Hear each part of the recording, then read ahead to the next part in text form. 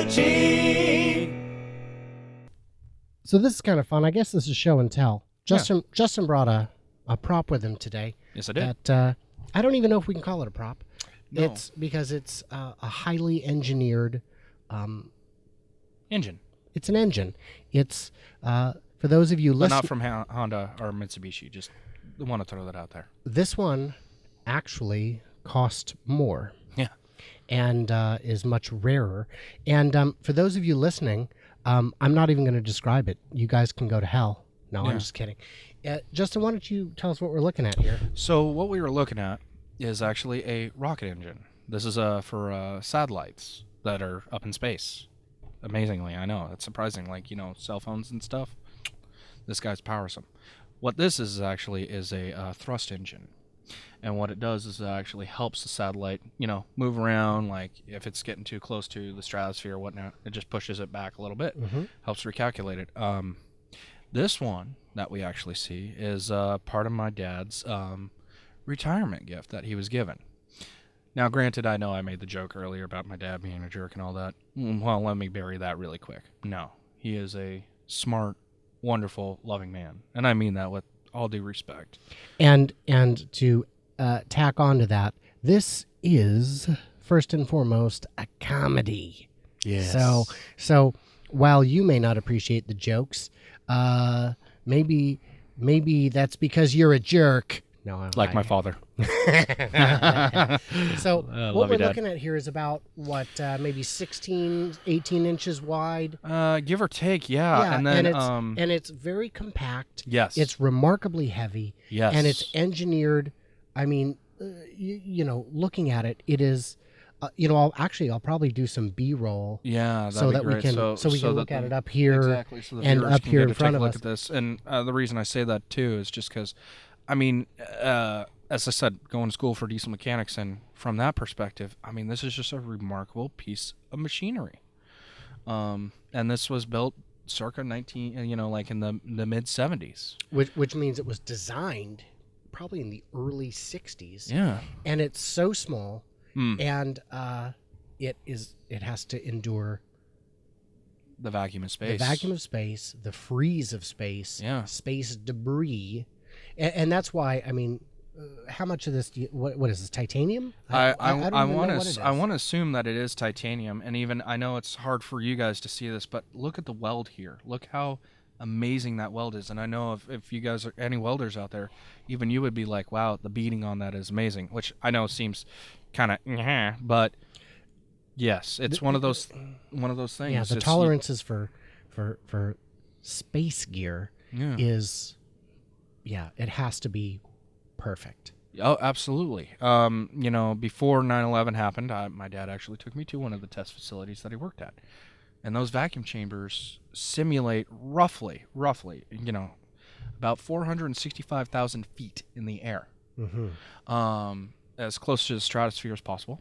Almost 0 degrees, which... Almost 0 degrees Kelvin, by the way. Kelvin, yes. So that's like negative 200. Give or take. Something. Yeah, I had some of the specs, but I just... Again, I don't want to get too specific because I don't want, the black fans to come grab me. I So- won't do well in prison. Can you tell me what fuel this used? Do you even know? I cannot remember on the top of my head. Well, I mean, was it like a liquid fuel, a solid fuel? It is a liquid fuel. It is Okay. actually the fuel, like, because honestly, unlike what a lot of people think, where it's like, oh, it's a burst of fire. No. No. Fuel is expelled out. That's Right. the force pushing it. That's why even we'll have to do some, B-roll. But there's actually two. There's an engine here and a thruster here. I meant thruster. Sorry for the science nerds out there, which good times. We dig science nerds, by the way. Oh, good Lord, yes. I'm just a nerd. So, but what's really funny, and one of the funny stories that I got to throw out really quick is the fact, so in these vacuum chambers that they test them, they monitor all the temperatures and whatnot on these bad boys here.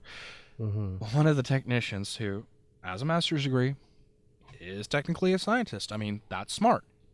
He goes up to my father, who, by the way, he didn't graduate high school, self-taught, smart guy. And so the scientist comes up to my father and goes, "So, if you wore a spacesuit, would you float in the vacuum chamber?" Holy shit. Yeah. I even go, And this is a highly educated. yes. Oh my gosh. So J-Dog told me a story about a guy at his office. Bright guy, engineer. Yeah. They're about to go into a meeting. It's a hot day. He just got a cold Coke. And he goes, oh man, this is going to be flat or warm or whatever by the time we get out of the meeting. I know what I'll do to keep it warm on this, or to keep it cold on this hot day. I will place it in front of this fan. Okay, do you know anything about thermodynamics? Blowing hot air on something does not cool it down. No, actually, it warms it It up. warms it up because, well, let's be honest here. The only physics that I do know, heat energy wants to release that energy. So of course it's going to attract to the cold. So as and that's J-Dog's what- telling yeah. me the story, I just start laughing. And he's like, wait, do you get it? I'm like, he came out and the can was exactly room temperature immediately. Yeah, that's why my dad, being, as I think, the smart man in the room on this one, goes, no, there's still gravity on Earth. And the scientist was like, Well, in fairness, there's also gravity in space. You're just not next to anything big enough to No. matter. But that's also why my dad even made the comment when they're testing these. Now, they get to extreme temperatures. Now, because of gravity, they have to stop the test and turn the engine. Because the heating coils, because of gravity, it'll sag the coils and destroy the engine. Oh, So every couple hours, they got to stop the process, repressurize it, and twist the engine. I was actually at I guess you'd call it a lab the other day where they had a device that would actually probably help with that. It was the Kentucky fried chicken. Oh, yes, And they've got this. I don't know it's a French word. It's rôtisserie. Oh, I've heard of those. Those are unique. Yeah. Yes. And not only would it help with the coils, but it would also seal in the flavor. I think so too. Yeah, I mean, all they got to do is throw on some special herbs and spices, and then they are on to something fucking hot. Well, the problem is those are actually top secret. That's right. My dad doesn't have that government clearance. He had government clearance until he retired, but not that clearance, sadly. I know the name of the guy who knows the formula, but I don't know if I should say it, but his name is Herbs and Spices the 11th. See, I thought it was the Colonel. I always thought it was the Colonel. No, the Colonel. Really? The Colonel is dead. The Yeah, KFC, that's right. by the way, has a new. They call it the Colonel Quality Guarantee, and I tasted the chicken, and it felt more like a general quality Really? guarantee. Not. Well, see, last time when I had it, it felt more like a captain, Oh, I was like gonna, kind I of was like gonna a say- sea captain. or maybe a private Yeah. general. First class, private first class. Just no. I don't think Justin's picking up my puns. No, I don't think he's getting my puns either, but I'm trying. Well, thanks for bringing in the prop, man. Yeah, no worries. And we'll definitely get some more footage, and yeah, Well, they know because they've already seen it. that is true.